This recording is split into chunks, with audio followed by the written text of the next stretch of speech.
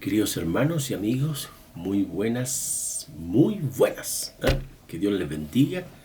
Siempre es bueno estar juntos para compartir y acercarnos con humildad a la palabra del Señor, ya que esta es la que nos forma nuestro espíritu.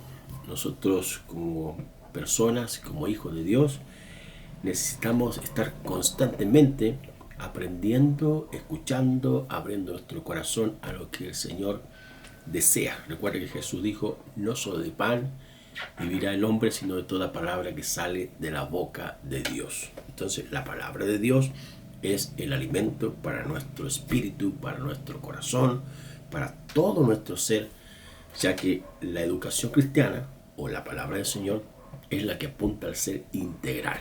Amén.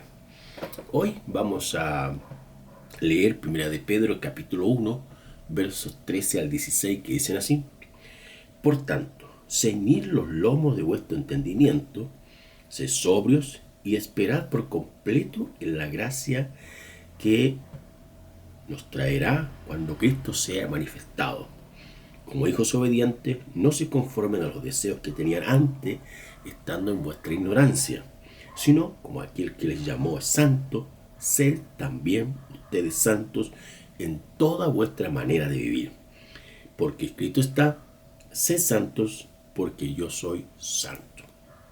El tema que vamos a compartir el día de hoy es una vida de santidad. La santidad, hermanos, de los creyentes tiene como fundamento la santidad de Dios. El pasaje de 1 de Pedro capítulo 1, versículo 16, que dice, como escrito está: sed santos porque yo soy santo.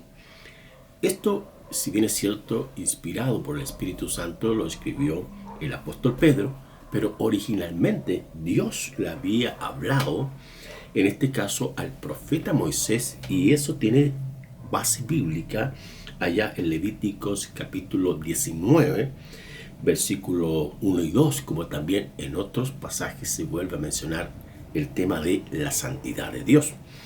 Ahora, ¿qué significa ser santo? Realmente significa ser limpio de ojos, hablar con pureza, escuchar y atender aquellas cosas que son puras, que vienen del Señor. De mirar solamente lo que es correcto y tener cuidado para filtrar aquellas cosas que contaminan, aquellos malos deseos que pueden llevarnos a pecar y hacer algo que está en contra de lo que el Señor desea que hagamos. Entonces, la santidad de Dios es una orden que Dios pide y exige de quienes son sus hijos. Si bien es cierto, originalmente la santidad de Dios fue demandada por el Señor para el pueblo de Israel, desde el punto de vista de la Sagrada Escritura, esta verdad se vuelve a ser necesaria por parte del Señor, o se vuelve a reiterar por parte del Espíritu Santo a la iglesia del Señor.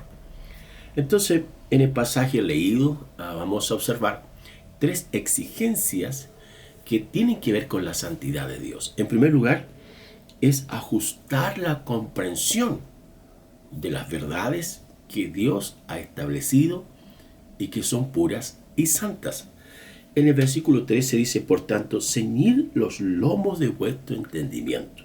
Si bien es cierto, esta palabra de ceñir tiene que ver con una posición, una condición, donde la persona está atento frente a aquellas cosas que puedan ocurrir a su alrededor. Por otro lado, esta misma expresión, ceñir los lomos, tenía que ver con una oposición de combate que se colocaba el soldado para enfrentar a su enemigo. Pero ahora, metafóricamente, el autor la utiliza para tener preparada la mente y así comprender bien aquellas cosas que pasan alrededor de nuestra vida.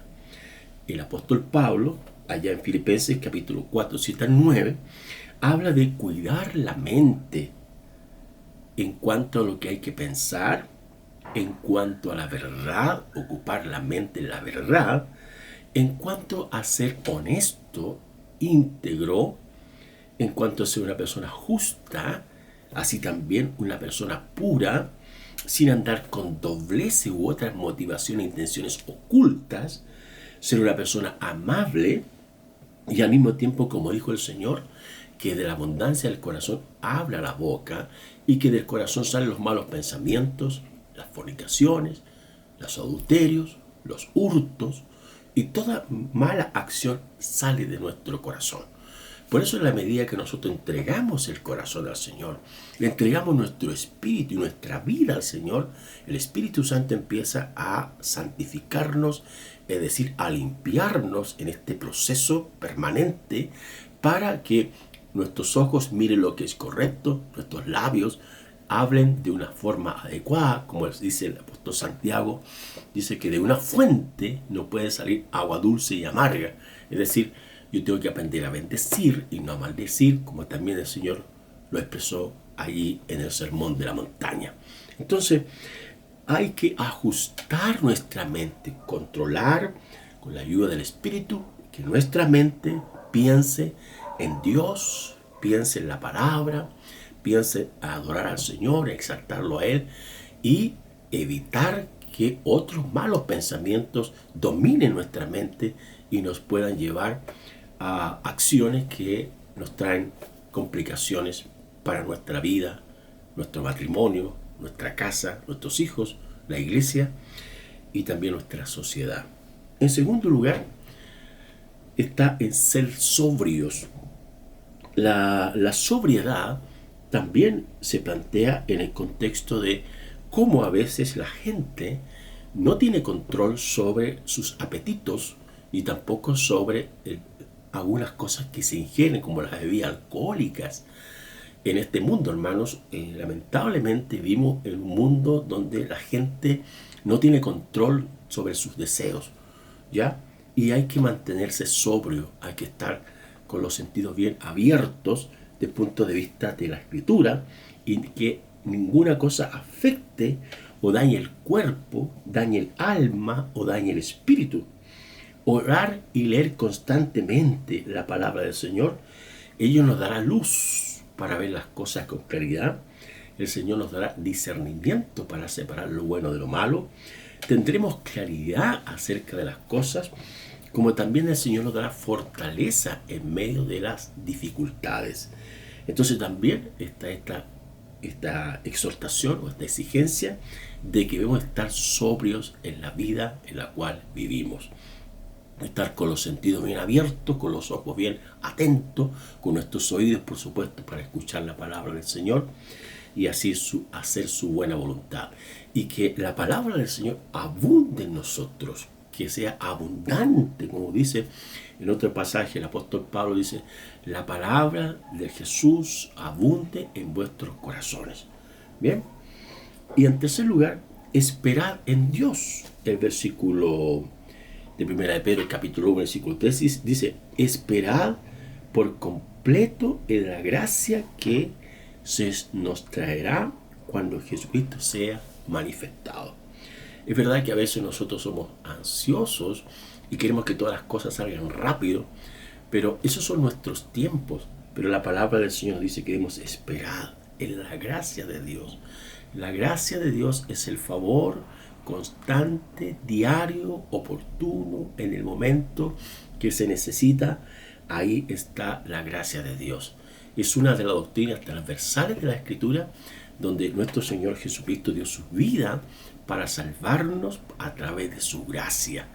Y como dije, la Escritura también reitera, dice el apóstol Pablo, porque por gracia sois salvos, no por obras para que nadie se gloríe. Y también Lucas escribe que Jesús crecía en sabiduría y en gracia para con Dios y los hombres.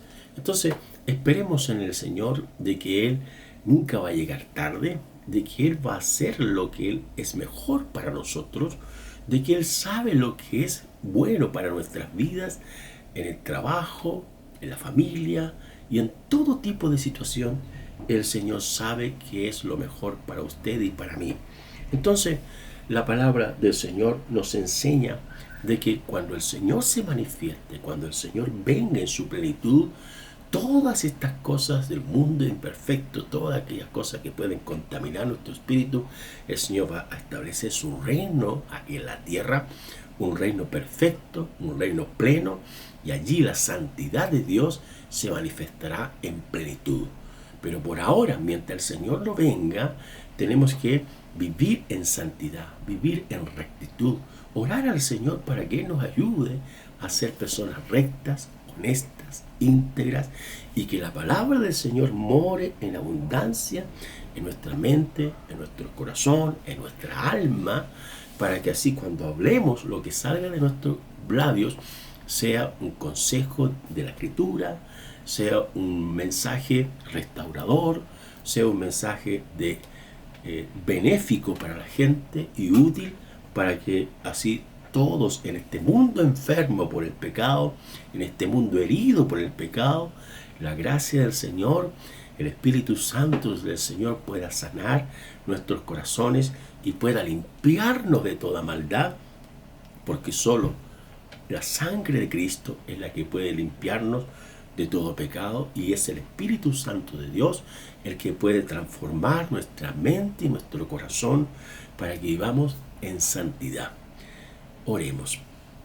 Querido Señor, te damos gracias porque siempre tu palabra es buena, es dulce como la miel y limpia nuestra mente, nuestro corazón, para que así podamos hacer tu buena voluntad y encontrar de ti, Señor, todo lo que necesitamos. Bendícenos, Señor, ayúdanos, sigue enseñándonos, sigue santificándonos, para que así vivamos en santidad, ya que tu misma palabra dice que sin santidad nadie verá a Dios. Queremos verte, Señor, queremos estar contigo, queremos abrazarte, escucharte, para así estar contigo siempre. Bendícenos y damos gracias en el nombre de Jesús. Amén.